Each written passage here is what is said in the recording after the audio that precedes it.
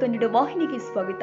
ಮೊನ್ನೆ ಪಹಲ್ಗಾಮ್ ಜಮ್ಮು ಕಾಶ್ಮೀರದಲ್ಲಿ ಹಾರಾಮಿ ಪಾಕಿಸ್ತಾನದ ನಂಟು ಇರುವ ಕೆಲ ಉಗ್ರರು ನಮ್ಮ ಹಿಂದೂ ಪ್ರವಾಸಿಗರ ಮೇಲೆ ಗುಂಡಿಕ್ಕಿ ಕೊಂದು ಹಾಕಿ ಅಟ್ಟಹಾಸ ಮೆರೆದಿರುವ ಹಿನ್ನೆಲೆ ಇವತ್ತು ಸಂಕೇಶ್ವರ ನಗರದ ನ್ಯಾಯವಾದಿಗಳ ಸಂಘದ ವತಿಯಿಂದ ನಗರದ ರಾಣಿ ಚೆನ್ನಮ್ಮ ವೃತ್ತದಲ್ಲಿ ಉಪ ತಹಸೀಲ್ದಾರ್ ಅವರಿಗೆ ಆದ ಘಟನೆ ಬಗ್ಗೆ ಮನವಿ ಕೊಡೋದ್ರ ಮುಖೇನ ಗುಂಡಿಕ್ಕಿ ಕೊಂದಿರುವ ಉಗ್ರರ ವಿರುದ್ಧ ಕಠಿಣ ಕ್ರಮಕ್ಕೆ ಆಗ್ರಹಿಸಿದ್ರು.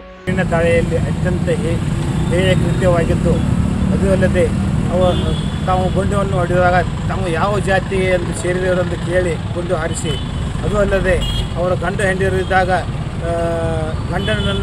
ಹೆಂಡತಿಯನ್ನು ಬಿಟ್ಟು ಬರೀ ಗಂಡನನ್ನು ಗುಂಡು ಹೊಡೆದು ಅತ್ಯಂತ ಘೋರವಾದ ಕೃತ್ಯವನ್ನು ಮಾಡಿರುತ್ತಾರೆ. ಆದ್ದರಿಂದ ಅವರಿಗೆ ತಕ್ಕ ಶಾಸ್ತಿಯನ್ನು ಮಾಡಿ ಈ ಉಗ್ರ ಕೃತ್ಯವನ್ನು ಅಳಿಸಿ ಹಾಕಿ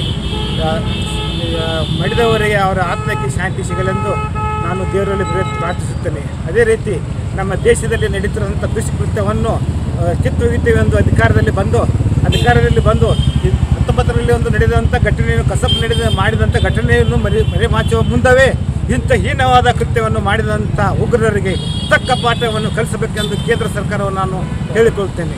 ಅದೇ ರೀತಿ ಎಷ್ಟೋ ಪ್ರಜ್ಞಾವಂತ ದೇಶಕ್ಕೆ ಸರ್ಕಾರಕ್ಕೆ ಮನವಿಯನ್ನು ಕೊಟ್ಟಿದ್ದಾರೆ. ಆ ಮನವಿಯಲ್ಲಿ ಏನು ಹೇಗೆ ಕೃತ್ಯ ಮಾಡಿದಂಥ ಈ ದುಷ್ಕರ್ಮಿಗಳ ಅವರ ಕಾನೂನು ರೀತಿಯ ಕ್ರಮ ತಗೊಂಡು ಮುಂದೆ ಭವಿಷ್ಯತ್ ಕಾಲದಲ್ಲಿ ಇಂಥ ಘಟನೆ ಮರುಕಳಿಸಂತೆ ನೋಡಬೇಕಂತ ವಿನಂತಿ ಕೊಟ್ಟಂಥ ಮನವಿಯನ್ನು ಮಾನ್ಯ ಕೆಲ ಸರ್ಕಾರಕ್ಕೆ ಮಾನ್ಯ ಜಿಲ್ಲಾಧಿಕಾರಿ ಎಲ್ಲ ಬಗ್ಗೆ ನಿಜವಾಗ್ಲೂ ಕೇವಲ ಒಪ್ಪಿಗೆ ಸಿಗುತ್ತೆ ಎಲ್ಲಕ್ಕಿಂತ ಇದ್ದಿದ್ದು ನೋವಾದಂಥ ವಿಷಯ. ದಯವಿಟ್ಟು ಇದಕ್ಕಿಂತ ನೊಂದ ಕುಟುಂಬದವರಿಗೆ ಆ ದೇವರು ಶಾಂತಿ ದುಃಖಪಡಿಸಿ ಶಕ್ತಿ ಕೊಡಲೆಂದು ದೇವರಲ್ಲಿ ಪ್ರಾರ್ಥಿಸುತ್ತಲ್ಲ. ಇಲ್ಲಿಗೆ ನಾವು ಕೊಟ್ಟಂತ ಬನ್ನಿ ಪ್ರಶ್ನೆ ಕೇಳ್ತಾ ಜಯಕಂತ. ಈ ವೇಳೆ ಸಂಕೇಶ್ವರ ನಗರದಲ್ಲಿ ಎಲ್ಲಾ ನ್ಯಾಯವಾದಿಗಳು ಉಪಸ್ಥಿತರಿದ್ದರು.